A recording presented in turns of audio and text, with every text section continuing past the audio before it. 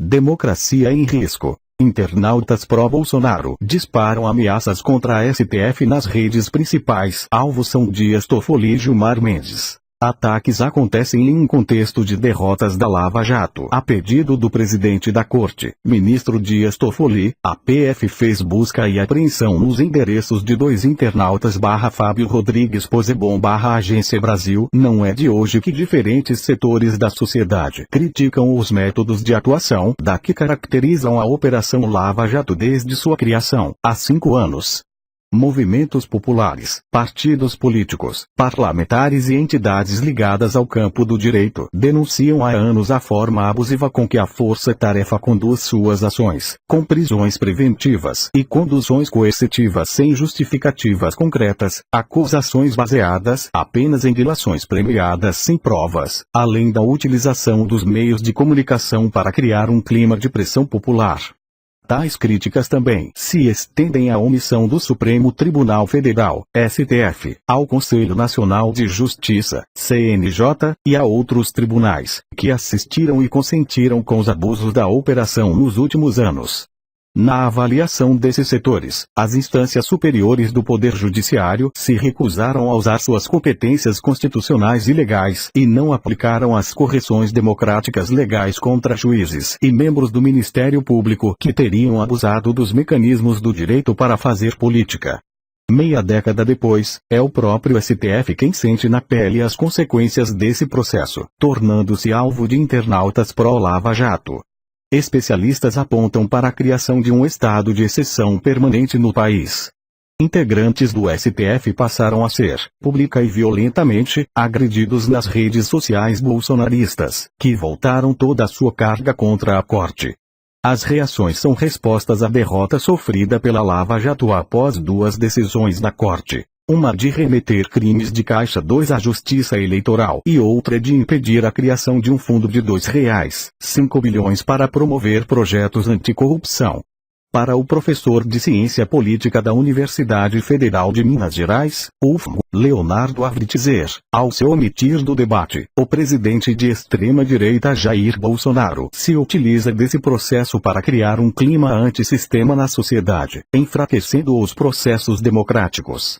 Nós temos um problema: o presidente, o partido dele, e as redes.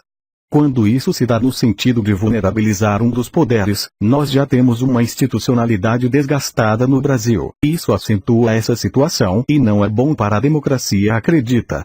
Na interpretação de Avritzer, a manifestação crítica às instituições faz parte do regime democrático, mas as atuais manifestações beiram o rechaço ao próprio funcionamento dos poderes.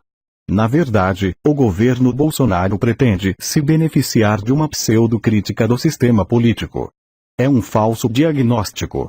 O Bolsonaro parece que ainda não entendeu muito bem o que significa ser presidente. Crítica.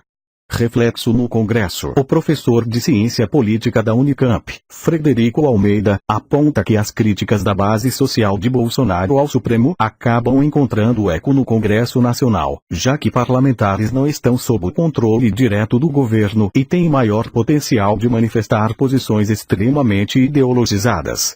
Para ele, com o executivo aparentemente empenhado na aprovação da reforma da Previdência, o Planalto deve se abster de abrir um enfrentamento direto com o Judiciário. Prova dessa ressonância no Congresso é a pressão pela abertura da CPI da Lava Toga no Senado, que pretende investigar abusos de ministros da Suprema Corte, ou mesmo a abertura de pedidos de impeachment contra o ministro Gilmar Mendes. O cientista político aponta, entretanto, que Bolsonaro pouco faz para conter esse tipo de movimentação, ao não se manifestar publicamente sobre o tema. Ele não se esforça. É um pouco similar à relação com os filhos. Os filhos falam barbaridades e ele finge que não é com ele. Pode ser que eventualmente ele não só não controle essa base, como ele seja cobrado, diz. Nos corredores do STF, a insatisfação é grande. Além da atitude explícita de abrir inquéritos para investigar os ataques à Corte, Dias Toffoli ter reclamado, segundo interlocutores, com a falta de sinalização do Planalto para o apaziguamento dos ânimos. Para ele, suas constantes falas de aproximação com o governo não têm encontrado receptividade. Para Almeida, a presidência pode aumentar o tom em relação ao STF, dependendo de uma série de variáveis. Caso a insatisfação popular continue ascendendo, como mostram as pesquisas, talvez use a retórica contra o Supremo para mudar o foco do debate político, por exemplo. As pessoas estão preocupadas com dinheiro no bolso, preço dos alimentos, saúde, educação e segurança. Se essa insatisfação aumentar, pode ser que ele volte a ter um tom que ele tinha na campanha, deslegitimando as instituições brasileiras, aponta. Histórico. Apesar do destaque dado pelos próprios integrantes da Lava Jato ao mais recente julgamento do STF, que envolveu questões relativas à operação, o desgaste entre o Supremo e a força-tarefa vem de antes. Em 2018, a Corte decidiu que a realização de conduções coercitivas sem prévia intimação que não tenha sido atendida, prática que notabilizou a Lava Jato, eram inconstitucionais. No mesmo ano, o STF se dividiu em torno de um pedido de habeas corpus do ex-presidente Luiz Inácio Lula da Silva, preso em decorrência da Lava Jato. O STF, 2 anos antes, havia se posicionado pela possibilidade de prisão após condenação em segunda instância. No julgamento relativo a Lula, o cenário já era distinto. Por conta da mudança de opinião de Gilmar Mendes, se conformou no Supremo uma maioria pela impossibilidade de prisão antes do final de todos os recursos. No julgamento do habeas corpus, entretanto, Rosa Weber utilizou o princípio da colegialidade para votar contra o pedido do petista, apesar de sua posição pessoal contra a hipótese de prisão após segunda instância. Por conta do resultado, ministros reclamaram, ainda durante a sessão, que a então presidenta da Corte, Carmen Lúcia, deveria ter pautado as ações que contestam a atual interpretação do STF antes do habeas corpus de Lula.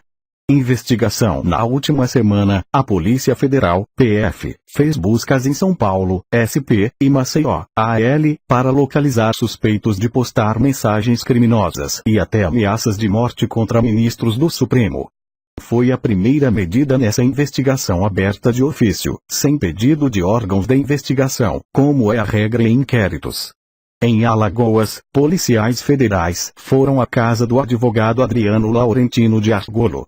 O mandado, autorizado pelo ministro Alexandre de Moraes, determinou busca e apreensão de computadores, tablets, celulares e quaisquer outros materiais relacionados à disseminação de mensagens ofensivas e ameaçadoras em apuração nos autos. A imprensa, Argolo reconheceu ter feito críticas a juízes do STF na internet, mas disse que nunca fez nenhuma ameaça. Em São Paulo, o alvo era José Aparecido dos Santos, um funcionário da Guarda Civil ligado à Secretaria de Segurança do município de Indaiatuba, que não se pronunciou sobre o caso.